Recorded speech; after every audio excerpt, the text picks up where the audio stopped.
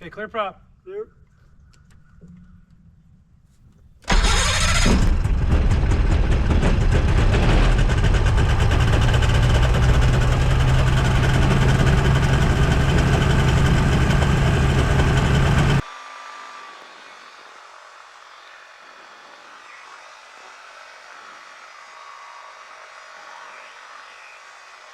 We were supposed to go to Jacksonville, but it's already 2:30 something, 2:40, and it gets dark at 5, so it's like if I went there, I'd be there for 20 minutes or something, and then I'd have to turn around and fly all the way back. So I might go to the house and then see what's going there. Then maybe drive back down there, it just kind of depends. And Aero Estates, A5 Bravo is going to back taxi runway 9, Aero Estates.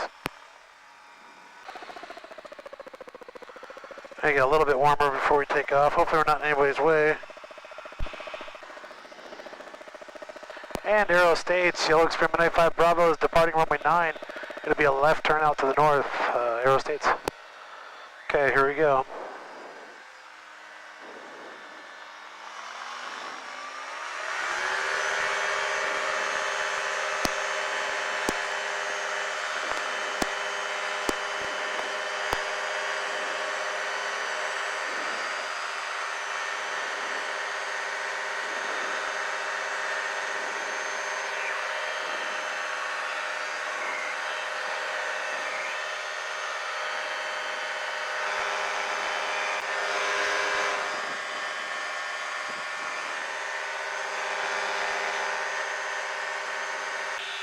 There's a couple planes over the lake here, so we'll avoid them.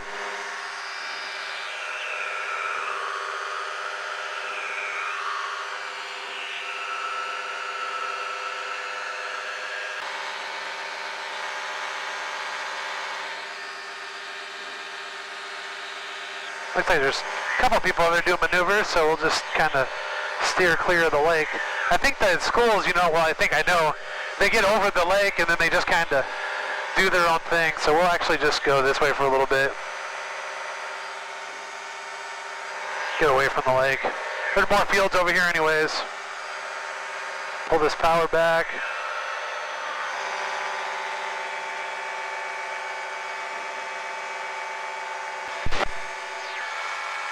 He's only 400 feet above us, but he's over the lake, so hopefully not a factor. Just flying, you know. I thought I was going to go to Jacksonville, and then I thought I was going to do a video doing this and that, but at this point, I'm just tired. I want to go home. I haven't eaten yet, and I'm hungry. Actually, I had a couple of eggs this morning, but a couple of eggs for a guy like me is, I haven't eaten yet, so.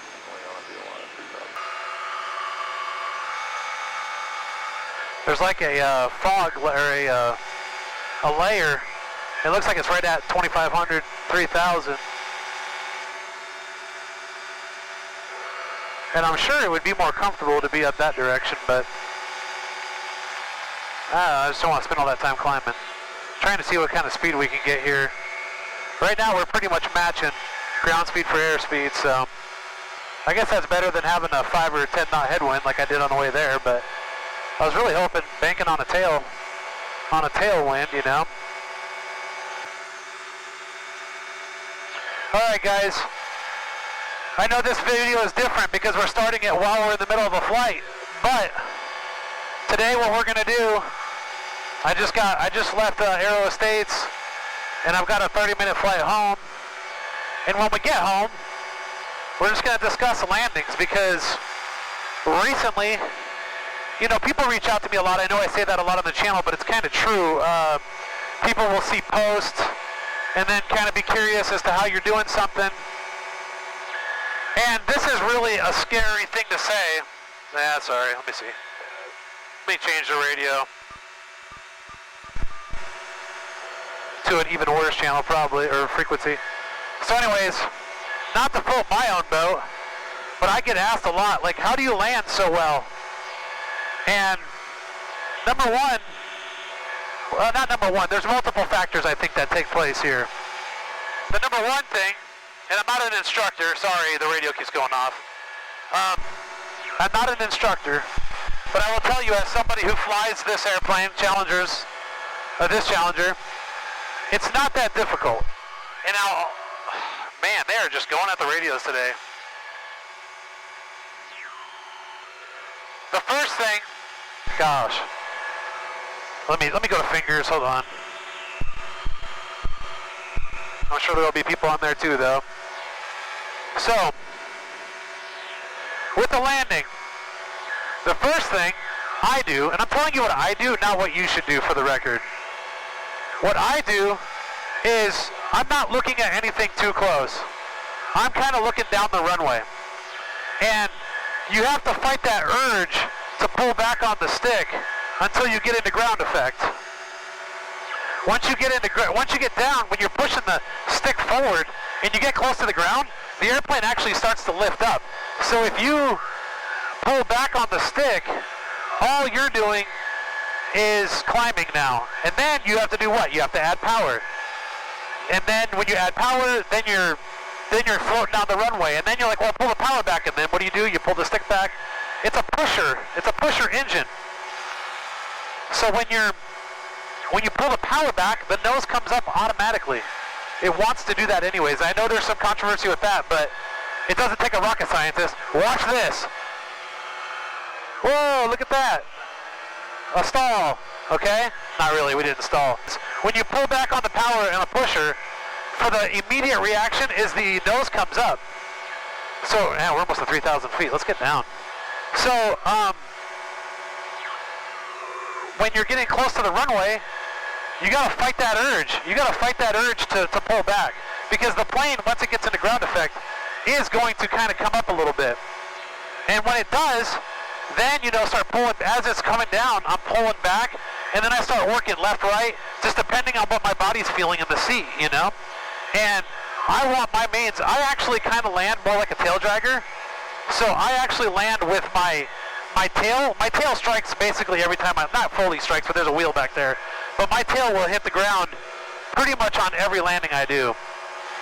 Now I know you're like, oh John, you shouldn't do that, blah, blah, blah. Listen, the nose gear on Challenger are not the strongest, biggest things in the world, and they are kind of known for having issues. There's somebody right over here below us. They're kind of known for having issues for braking, like they come up through here. Matter of fact, when we were at Reclaw 2 years ago or 3 years ago, when Evan brought his Challenger there, he landed, and it wasn't even a bad landing, but because that nose wheel hit a little hole, it went down into the hole, and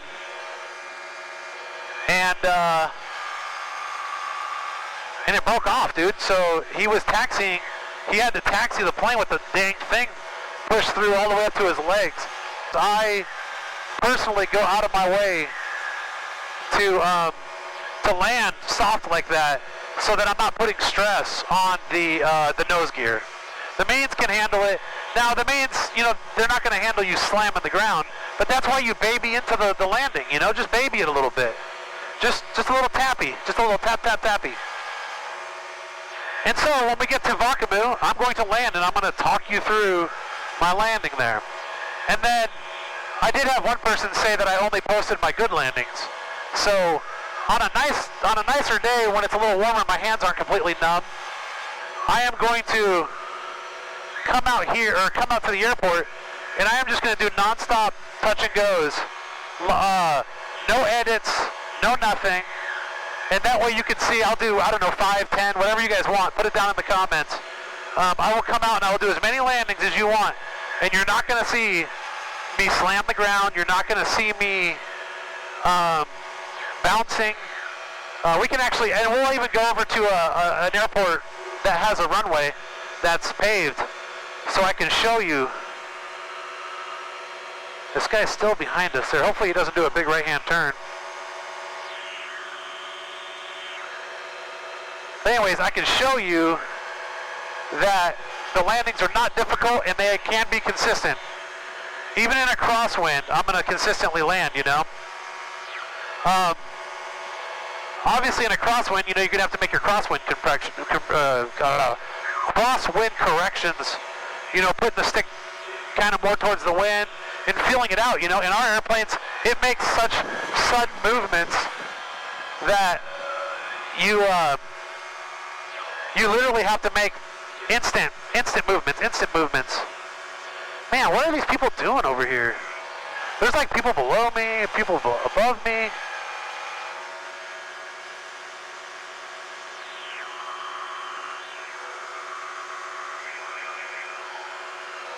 Dang it, where are you? Ah, it's so frustrating. Stay over the lake, that's why I went this way, dude.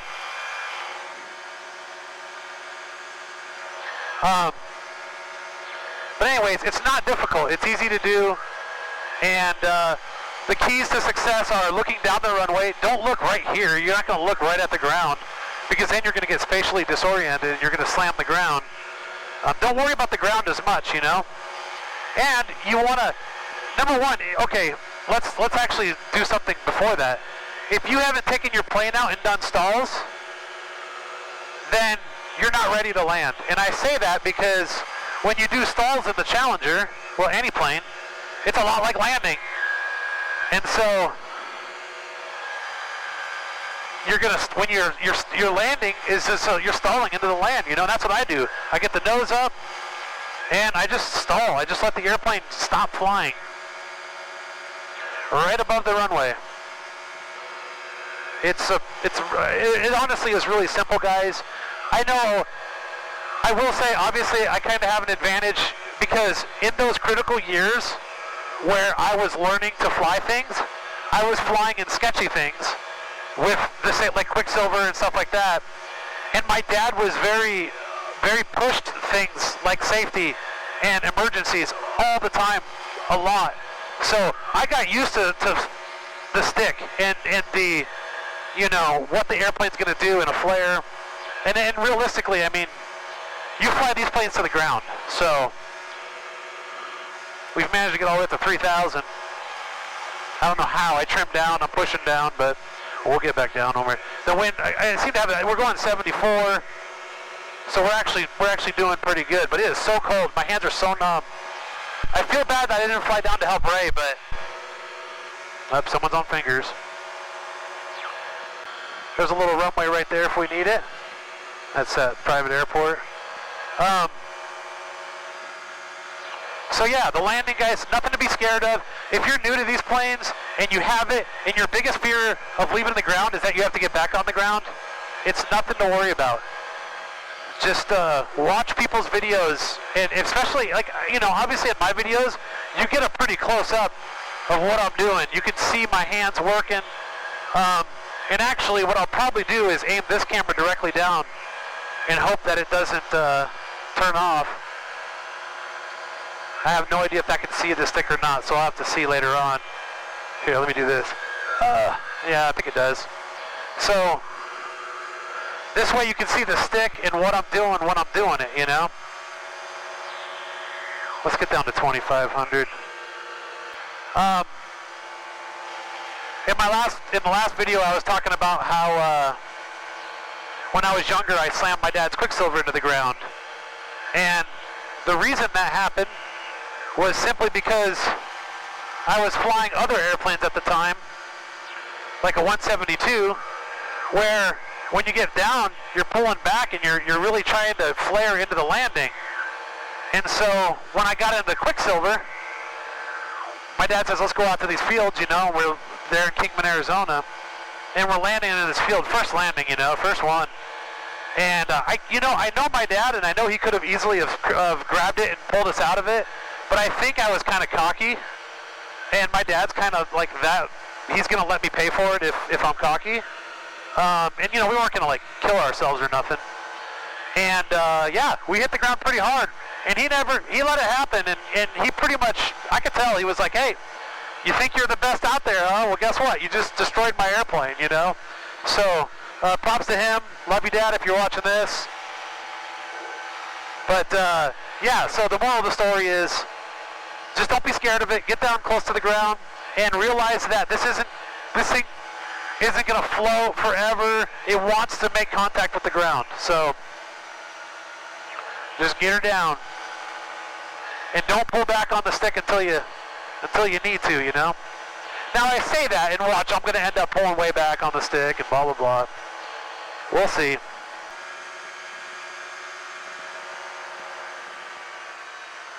And Vakamu 85 Bravo is 3 miles south.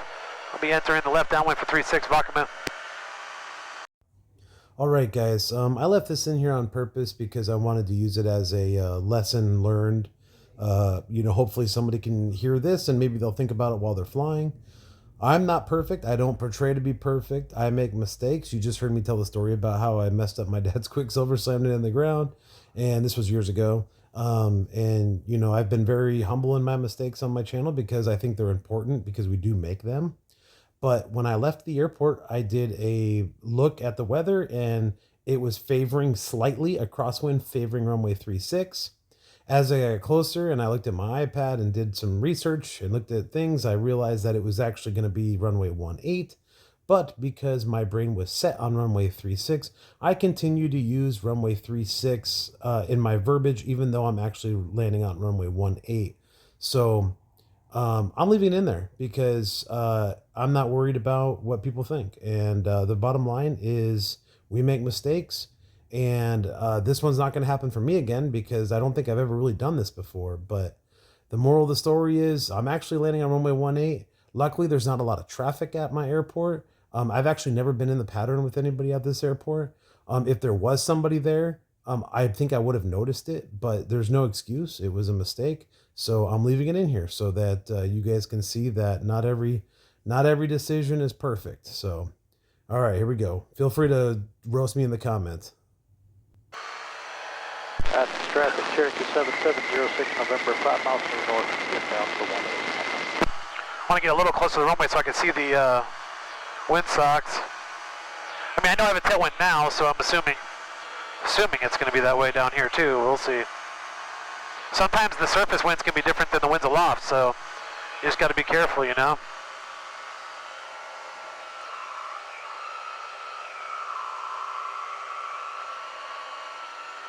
And Vakamu 85 Bravo is left downwind 36 Vakamu.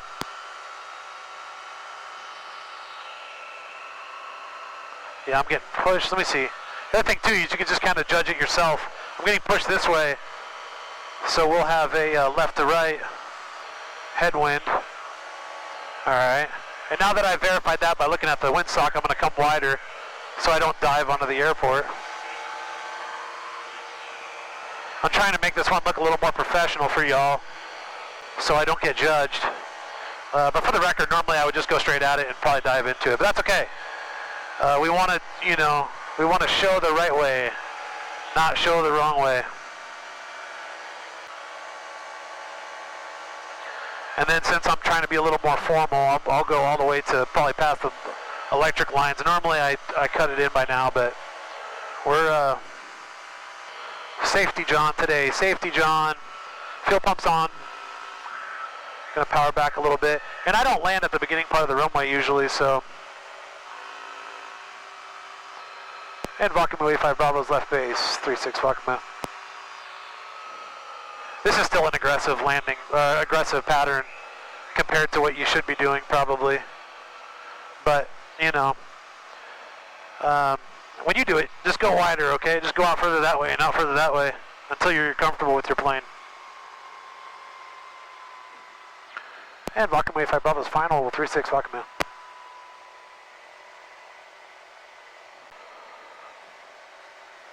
So, my hand's freezing. Ooh, it's gonna be bumpy. Get your hand on the throttle here, because you never know if you gotta go around or something, or if you need to add a little power. Ooh, getting bumped around. Watch, I got my nose down, right? I got my nose down. Ooh, bumpy, bumpy, bumpy. Nose down, power back a little bit. Power back till it wants to come up on its own. No, there we go. There we go. Now, just work into it. Work into it. Work with the wind a little bit here. Look at how soft and gentle.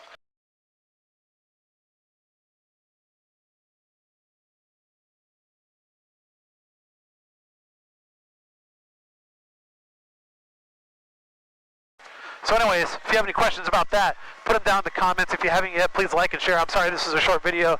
Just a little flight back and a little landing, well, not lesson because I'm not an instructor, but a little how I do it. I should start a series called How John Does It by John.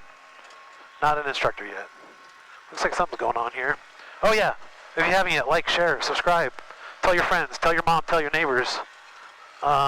Leave comments. And then also, don't forget to go over to Raw. I'll link it down in the description. But that is Aviation Adventure Ways Raw, where I just put unedited video of flights. No music, just beautiful engines and my overweight body. Alright, thanks guys.